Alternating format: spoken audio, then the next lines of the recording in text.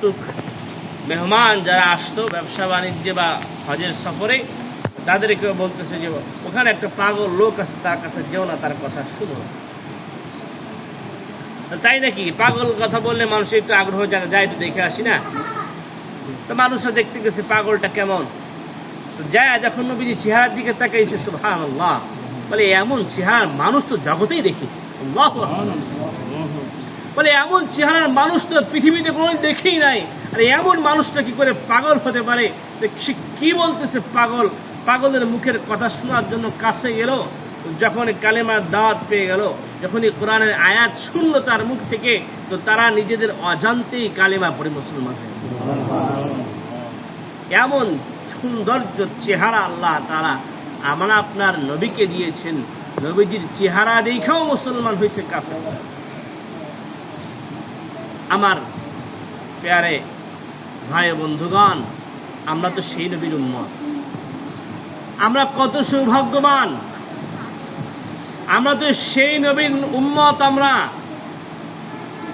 যেই নবীকে আল্লাহ তাআলা শ্রেষ্ঠ সৌন্দর্য দিয়েছেন, যেই নবীর মতো স্মার্ট আর সুন্দর মানুষ পৃথিবীতে আর আসেনি, আসবেও না।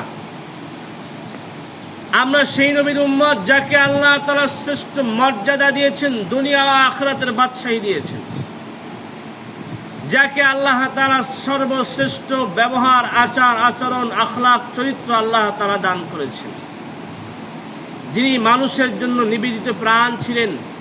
অসহায়, দুস্থ, এতিম, মিসকিনদের সহায়ের স্থান ছিল নবীজির কাছে। নবীজির কাছে কেউ কখনো এসে হাত পেতে হাত ফেরত যায় নাই। নবীজির কাছে মানুষ এসে তার হৃদয়ের শান্তিকে তারা সেখানে খুঁজে পেত। তিনি এমনই একজন মানুষ ছিলেন, এমনই একজন পয়গম্বর রাসূল ছিলেন, যার জন্য সাহাবা আজমাইন নিজেদের ঘর বাড়ি ধন সম্পদ ছাড়তে এক বিন্দু দ্বিধাবোধ করে না। তার জন্য সাহাবা আজমাইন নিজেদের জানকে বিলীন করতে দ্বিধাবোধ করে নাই। সাহাবা আজমাইন নবীজির ভালোবাসায়, প্রেমে নিজের জীবনকে বিলিয়ে দিয়েছেন। হযরত আবু বকর সিদ্দিক রাদিয়াল্লাহু তাআলা আনহুর একটা ঘটনা মনে পড়ে যায়। নবীজি সাল্লাল্লাহু আলাইহি ওয়াসাল্লাম যেদিন মক্কা থেকে মদিনার দিকে হিজরত করে চলে যায়। কেন হিজরত করে?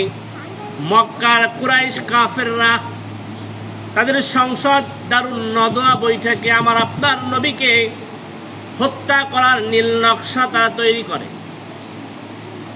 আল্লাহর হাবিবকে হত্যা করার জন্য কুরাইশরা দারুন নদওয়া বৈঠকে সিদ্ধান্ত নিয়ে নেয়, সব গোত্র থেকে একজন করে যুবক আসবে, তারা রাত্রিবেলায় তার ঘর চতুর্দিক থেকে ঘিরে ফেলবে, আর সে যখন ঘুমায়া থাকবে আর যখন শেষ রাত্রিবেলায় উঠবে, তখন সবাই একসাথে তাকে অ্যাটাক করে আল্লাহ নবীকে দুনিয়া থেকে তারা বিদায় করে দিবে। আল্লাহ পাক রব্বুল আলামিনের কাছে কোনো খবর গোপন থাকে না, সকল খবর আল্লাহ তাআলা জানেন। আমার ভাই, আমার আপনার মনের মধ্যে কি চিন্তা হয় দুনিয়ার মানুষ কেউ জানে না। পাশে থাকা বসে থাকা মানুষটাও আমার মনের খবর জানে না, কিন্তু আরশে আজিমে বসে থাকা রব্বুল আলামিন আমার মনের খবর জানে। আমার আগামীকালকে কি হইতে যাইতেছে আমি জানি না, কিন্তু জানেন কে? আমার রব সবকিছু জানে। এই জন্য আল্লাহ তাআলার কাছ থেকে ফাঁকি দেওয়ার কোনো বান্দার সুযোগ নাই। আল্লাহ তাআলা তার হাবিবকে বাঁচায় নেবেন। আল্লাহ পাক রব্বুল আলামিন বললেন, হাবিব হে আমার, আপনার যে মক্কা থেকে হিজরত করে যাইতে হবে, আগেই আপনাকে আমি সতর্ক করেছি, সেই সময়টা চলে আসছে। আজকে রাত্রেই আপনাকে চলে যেতে হবে। নবীজি সাল্লাল্লাহু আলাইহি ওয়াসাল্লাম হযরত আবু বকরকে সাথে নিয়ে মদিনার দিকে হিজরত করতে শুরু করলেন। আল্লাহ নবী সাল্লাল্লাহু আলাইহি ওয়াসাল্লাম যখন আবু বকরকে সাথে নিয়ে মদিনার দিকে যায়, আবু বকর একবার নবীজির ডান দিক থেকে হাঁটে, একবার বাম দিকে যায়, একবার সামনে যায়, পিছনে যায়। আল্লাহ নবী জিজ্ঞাসা করে, আবু বকর এমন কেন করো? একবার ডান দিকে যাও, বামে যাও, সামনে যাও, পিছনে যাও, কি হলো তোমার? এমন অস্থির কেন তুমি? আবু বকর সিদ্দিক বলেন, আল্লাহর হাবিব, আমার ভয় হইতেছে, না জানি দুশমন কোন দিক থেকে আপনার দিকে তীর নিক্ষেপ করে দেয়। এজন্য আপনার ডান দিকে হাঁটতে থাকলে মনে হয় বাম দিক থেকে আক্রমণ করবে, বাম দিকে যায় লাফায় পড়ি। বাম দিকে মনে হলে আবার সামনে থেকে মারতে পারে, সামনে যায়, আবার পিছনে যায়, আমি স্থির থাকতে পারছি না। তীর যদি আসে আপনার দিকে, আমি আবু বকরের গায়ে লাগবে, আবার নবীর গায়ে যেন আসর না লাগে। গাড়ের সারের মধ্যে যখন আবু বকর আল্লাহর নবী তারা দুইজনে সেখানে 3 দিনের জন্য আত্মগোপন করলেন। কাফেররা চতুর্দিকে খোঁজাখুঁজি করতেছে, পাইলেই মেরে ফেলবে। গাড়ের সারের মধ্যে আবু বকর সিদ্দিক রাদিয়াল্লাহু তাআলা আনহু তিনি আগে ঢুকে তার মাথার পাগড়ি ছিঁড়ে ছিঁড়ে পাহাড়ের ছোট ছোট গর্তগুলাকে বন্ধ করলেন, যেন কোনো বিষাক্ত পোকামাকড় সাপ এখান থেকে বের হতে না পারে। একটা ফাঁকা বাঁধ থেকে গেছে। আল্লাহ নবী যখন ভিতরে ঢুকলেন, আবু বকর বসলেন, বললেন, আল্লাহ নবী, আমার এই পায়ের উপরে মাথা দিয়ে আপনি একটু বিশ্রাম করেন। নবীজি আবু বকরের এউরুর উপরে মাথা দিয়ে শুয়ে পড়েছেন। নবীজি ঘুমায় গেছে। একটা ফাঁকা গর্ত ছিল, যেইটা পাগড়ি দিয়ে আর বন্ধ করতে পারে নাই। আবু বকর তার পায়ের গোড়ালি দিয়ে ওই ফাঁকাটা বন্ধ করে রাখছে। বিষাক্ত পাহাড়ি সাপে আবু বকরকে সবল দিয়েছে। আবু বকর একটু আহ উহ করে নাই। নবীজি বিশ্রাম নিয়েছেন, ঘুমাইতেছেন, নবীর কষ্ট হবে আমার। আবু বকর একটু আহ উহ করলে না। বিষের যন্ত্রণায় চোখ দিয়ে পানি বের হয়ে গেছে। এক ফোঁটা পানি নবীজির গায়ে পড়ছে। নবীজি সজাগ হয়ে গেলেন। বলে, আবু বকর কান্দো কেন? বাড়ির কথা মনে পড়ে বুঝি? মায়া লাগে বুঝি? না আল্লাহ নবী না। বলে, কেন, কি হয়েছে? বলে, এই ঘটনা। নবীজি বললেন, আগে বলবা না। নবীজি তার মুখের থেকে একটু লালা নিয়া, থুতু নিয়া আবু বকরের সাপে দংশন করা জায়গায় লাগায় দেওয়ার সাথে সাথে সাপের বিষ পানি হয়ে গেছে। এমন একজন পয়গম্বর যার জন্য সাহাবা আজমাইন নিজের জানকে বিলীন করে দিয়েছে। আমি আপনি ওই নবীর উম্মত। কত ভাগ্যবান আল্লাহ তাআলা আপনাকে আমাকে বানাইছে যেই নবীর উম্মত হওয়ার জন্য।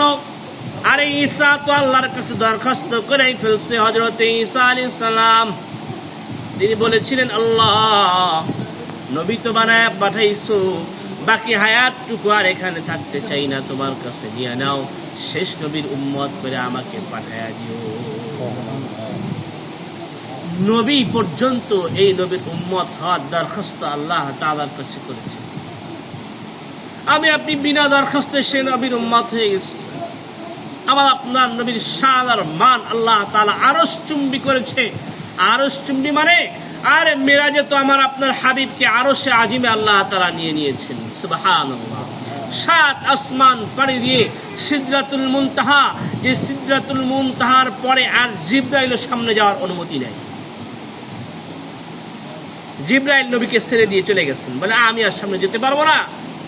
যদি আমি আর সামনে এক কদম সামনে আগাই তো আমি নূরে জ্বলে পড়ে আমার জিবরাইলের সকল পাখা টাকা সব শেষ হয়ে যাবে। আমার আর যাওয়ার অনুমতি নাই।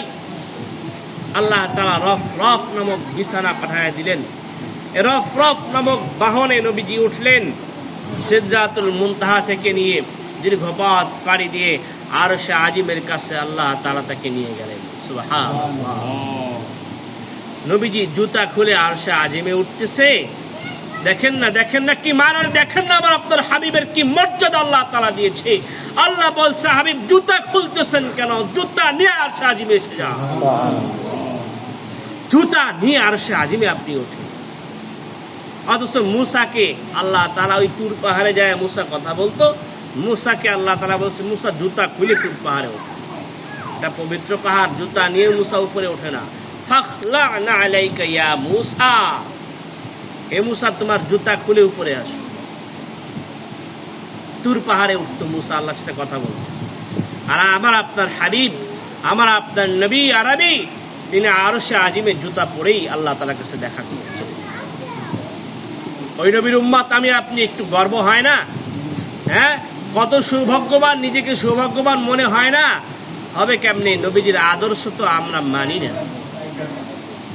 নবীজির মহব্বত ভালোবাসা কলিজায় থাকতে হবে রে ভাই। আছে তো আছে। আল্লাহ তাআলা মহব্বতকে আরো বাড়ায় দেন। শুধু এতটুকু ন্যূনতম মহব্বত দিয়ে পার পাওয়া যাবে না। বলে যে হ্যাঁ নবীজির মহব্বত আছে, নবীজির ভালোবাসা কলিজায় আছে।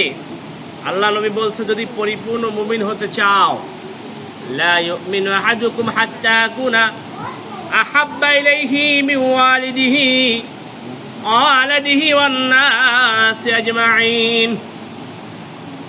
আল্লাহ নবী বলেন যতক্ষণ পর্যন্ত পূর্ণ মুমিন হতে পারবা না, লা ইউমিনু আহাদুকুম হাত্তা আকুনা আহাব্বা ইলাইহি মিন ওয়ালিদিহি ওয়ালাদিহি ওয়ান নাসি আজমাইন।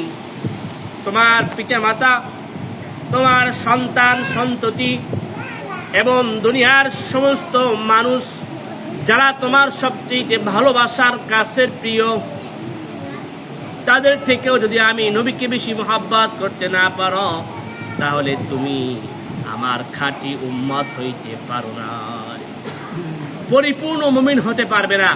দুনিয়ার সমস্ত মানুষের চাইতে আল্লাহর রাসূলকে বেশি ভালোবাসো। আল্লাহ নবীর প্রেম সবচেয়ে বেশি আমার কলিজায় থাকতে হবে।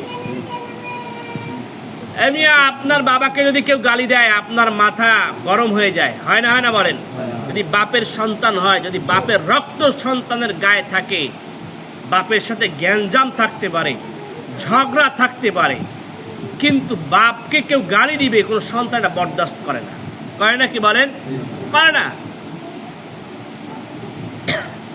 আর সেই বাবার থেকে যদি আমি রাসূলকে বেশি মহব্বত করি, তাহলে আমার নবীকে কেউ গালি দিবে এইটা কোনো উম্মত সহ্য করতে পারে না।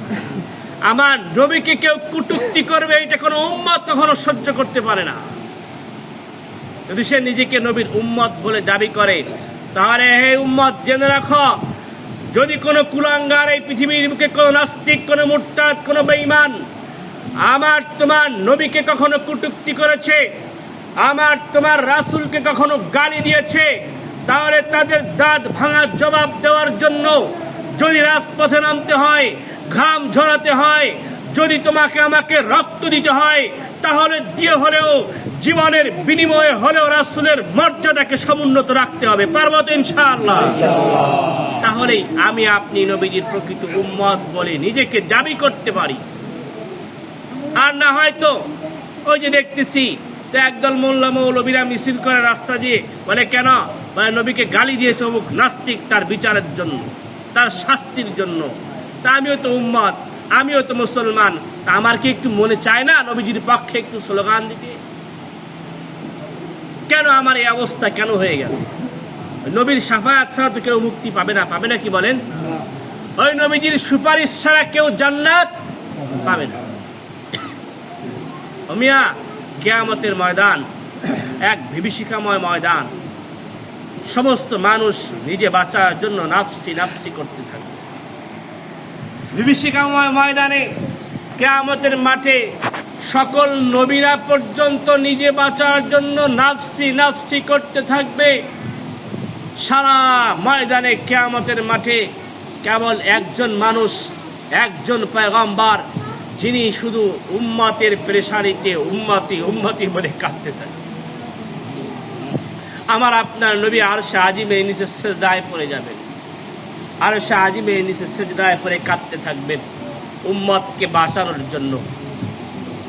আমরা সেই নবীর উম্মত, সেই নবীর ভালোবাসা মহব্বত পরিপূর্ণ আমরা কলিজার মধ্যে ধারণ করি, তাহলে আমাদের দুনিয়ার জীবন ও আখিরাতের জীবনকে আল্লাহ তাআলা সুন্দর করে দিবে। আল্লাহ পাক রব্বুল আলামিন আমাদেরকে তৌফিক দান করেন। আজকের এই মিলাদুন নবীর এই মজলিস, এই জলসাকে আল্লাহ তাআলা যেন কবুল করে।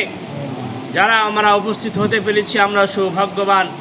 আমরা এই মজলিস থেকে শিক্ষা নিয়ে যাব, নবীজির মহব্বত, প্রেম, ভালোবাসা আমার কলিজায় সমস্ত কিছু চাইতে বেশি রাখবো।